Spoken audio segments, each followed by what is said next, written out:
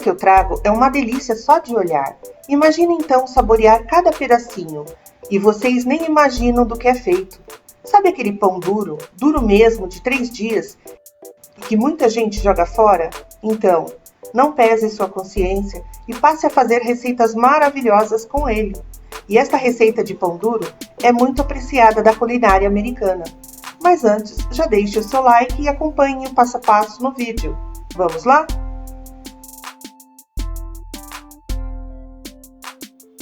Eu vou começar depositando 2 colheres de uvas passas escuras e 1 colher de uvas passas claras em um recipiente. Adiciono água quente até cobri-la por inteiro para hidratar e eu reservo. E eu vou utilizar 3 pães duros, bem duros, amanhecidos mesmo. E eu vou cortar a parte feia deles e corto eles em pedaços quadradinhos, desse jeito. E também reservo. Agora, numa tigela, eu vou quebrar 2 ovos inteiros e batê-los.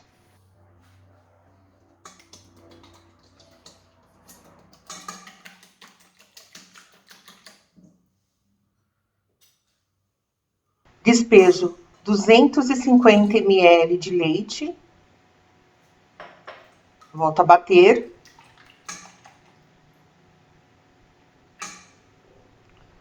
Aqui eu tenho 200 gramas de creme de leite, que eu também vou adicionar a esta mistura.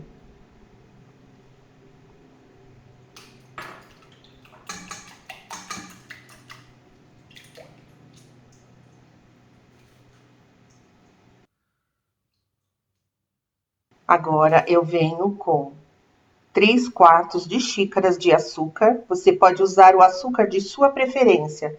Eu estou usando o adoçante culinário.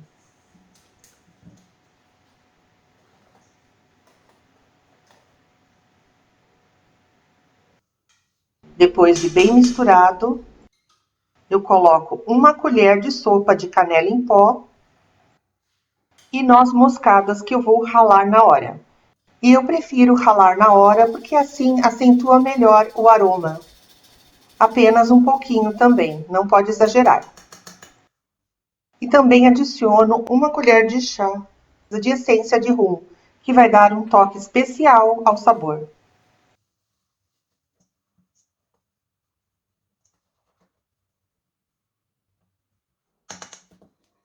E agora eu despejo as uvas passas que eu havia reservado. E finalizo com 1 colher de sopa rasa de fermento químico.